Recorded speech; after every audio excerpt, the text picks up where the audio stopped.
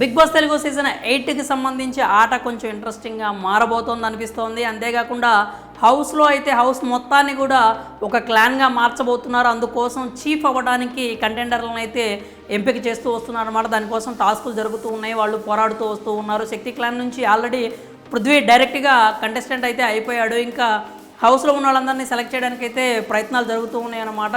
దీనికి సంబంధించి puppy game ఒకటైతే జరిగింది. ఇది ఎవ్రీ సీజన్ ఉంటుంది. ఖచ్చితంగా ఈ గేమ్ వచ్చింది అంటే అక్కడ రచ్చ జరగాల్సిందే. కోడిగుడ్ల టాస్క్లో ఎలా అయితే గొడవలు జరుగుతాయో, ఎలా అయితే రాజకీయాలు జరుగుతాయో, అలాగే ఈ పప్పీ టాస్క్లో కూడా సేమ్ యాజ్ ఇట్ ఈజ్ రాజకీయాలు అయితే జరుగుతాయి అన్నమాట.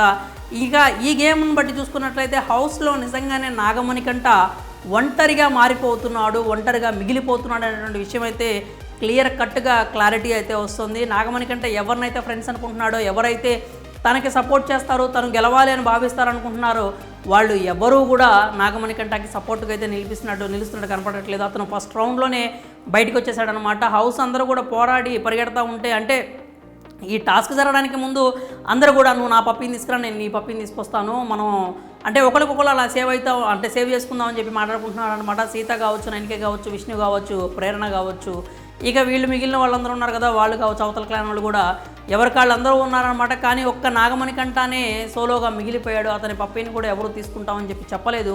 చివరికి అందరికంటే అందరూ గెలవాలి అని ఆడితే యష్మి మాత్రం ఎందుకో పాపం స్లోగా ఉండి చిన్నగా ఉండి చివరిలో వచ్చిన దానికి దొరికిన పప్పిని తీసుకొచ్చింది. ఆ పప్పి కూడా నాగమణికంట అదే తను యాదృచ్ఛికంగా తీసుకొచ్చిందా కావాలని తీసుకొచ్చింది అనేది పక్కన పెడితే నాగమణికంటని అలాగే యష్మిని అయితే డేంజర్ జోన్లో నిలబెట్టారు. ఆల్రెడీ కంటెస్టెంట్గా ఉన్నాడు కాబట్టి పృథ్వీని సంచాలకుగా పెట్టారనమాట. అక్కడ ఆ టైంలో ఎంత డిఫెండ్ చేసుకుందామని చూసినా తన పాయింట్స్ ఎంత పెట్టినా కానీ నాగమణికంటని మాత్రం పక్కన పెట్టేశాడు పృథ్వీ. ఆ విషయంలో పృథ్వీ ఫేక్ గేమ్ అని అయితే అనిపించింది అందరికీ. ఇంక ఇవన్నీ పక్కన పెడితే ఈ మూమెంట్లో హిట్ ఆఫ్ ద మూమెంట్లో నాగమణికంట ఒంటరిగా మారిపోయాడని ఎందుకు అనిపిస్తోంది అంటే ఎవరు అతనికి సపోర్ట్ చేయడానికి రెడీగా లేరు. బట్ ఆ టాస్క్ అయిన తర్వాత కూడా తన ఒపీనియన్ చెప్పాలని చూస్తున్నప్పుడు, తన బాధ కలిగిందనే విషయాన్ని బయటపెట్టాలని చూసినప్పుడు సీత అంటే ఒక ఆల్రెడీ చీఫ్గా ఉన్న ఆవిడ వాళ్ళ క్లాన్లో ఉన్నటువంటి నాగమణికంట మీద అంత దారుణమైనటువంటి కామెంట్స్ చేయడం అయితే నచ్చలేదు. నువ్వు ఎలా మాట్లాడతావు అంటే మనోడు మాట్లాడుతూ ఆ కోపంలో బాధలో ఏమైనా సరే థ్యాంక్ యూ హౌస్ అని అనమాట. హౌస్ అనగానే మేమందరం నీకేం అన్యాయం చేసాము, మేమందరం నిన్నేం ఇది చేసాము, నువ్వెందుకు నాతో మమ్మల్ని అందరినీ కలిపి ఎందుకు మాట్లాడుతున్నావు అంటూ అయితే వాళ్ళు సీత పాయింట్ చేయాలని చూసింది. నీకు యష్మితో ఇబ్బంది ఉంటే నువ్వు యష్మి మాట్లాడుకోండి, అంతేగాని థ్యాంక్ యూ హౌస్ అని లేకపోతే ఇట్స్ ఓకే హౌస్ అని హౌస్ మొత్తానికి అనాల్సిన అవసరం లేదు. అసలు ఇది మా ఎవరికి సంబంధం లేని విషయం, మీరు చూసుకోవాల్సిన విషయము. హౌస్ మొత్తం నీకోసం నిలబడుతుంది, హౌస్ మొత్తం నిన్ను కన్సోల్ చేయాలని చూస్తుంది, హౌస్ మొత్తం కూడా నీకు కొంచెం ఏదో నువ్వు బాధల్లో ఉన్నావు, నీకు మూడ్ స్వింగ్స్ ఉన్నాయని అర్థం చేసుకొని మేము నీకు సపోర్ట్ చేస్తున్నాం అన్నట్లుగా మాట్లాడారు. కానీ నిజానికి హౌస్లో ఎప్పుడు కూడా హౌస్ మొత్తం నాగమణికంట సపోర్ట్ తీసుకున్నట్టుగానే నాగమణికంట తరపున నిలబట్టగానే ఎక్కడ అనిపించలేదు. ఆ మూమెంట్లో అతను నేను కార్నర్ అయిపోయాను అని అనుకోవడంలో బాధపడటంలో ఎలాంటి తప్పు అనిపించలేదు. నిజంగా జనరల్ ఆడియన్స్ ఎవరు చూసినా కానీ అదే అనిపిస్తుంది. నాగమణికంటని కార్నర్ చేశారు. ఎలాంటి నెగిటివ్ ట్యాగ్ వచ్చినా నాగమణికంటకి ఇస్తున్నారు, ఎలాంటి నామినేషన్స్ ఉన్నా కానీ నాగమణికంటని హైలైట్ చేస్తున్నారు, డేంజర్ జోన్లో పెడుతున్నారు, జైల్లో పెట్టేశారు ఆల్రెడీ. ఏదన్నా ఒక టాస్క్ రాగానే దాంట్లో పిసరంత నెగిటివిటీ ఉన్నా కూడా అది తీసుకెళ్లి నాగమణికంట మెడలోనే వేసేస్తున్నారు. ఇంటులు కూడా అతని మొహానికే కొట్టేస్తూ ఉన్నారు. మరి హౌస్ మొత్తం ఎక్కడ నాగమణికంటకి సపోర్ట్గా నిలిచిందో నాకైతే ఎక్కడ అనిపించలేదు, ఎక్కడ కనిపించలేదు కూడా. అలాంటి మాటలు మాట్లాడుకొని వాళ్ళకి వాళ్ళు పాజిటివిటీ క్రియేట్ చేసుకుంటున్నారు కానీ చూసే ఆడియన్స్కి మాత్రం ఎక్కడ కనిపించట్లేదు. నాగమణికంట నీకోసం హౌస్ మొత్తం నిలబడింది అనే మాట అవాస్తవం. సీత మాత్రం అక్కడ తప్పుగా కామెంట్ చేసిందనే చెప్పాలి.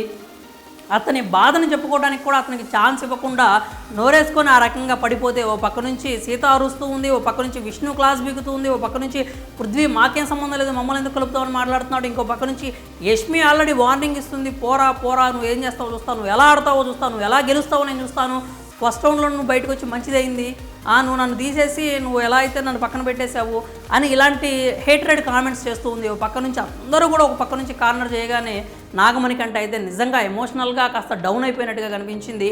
హౌస్ మొత్తం అతన్ని కార్నర్ చేస్తారు కూడా. అదే అతనికి మంచి అవుతుంది. వాళ్ళకి అర్థం కాని విషయం ఏంటంటే వీళ్ళు ఎంత నాగమణికంట అంత తొక్కాలని చూస్తే నాగమణికంట అంత లెగుస్తూ ఉన్నాడు.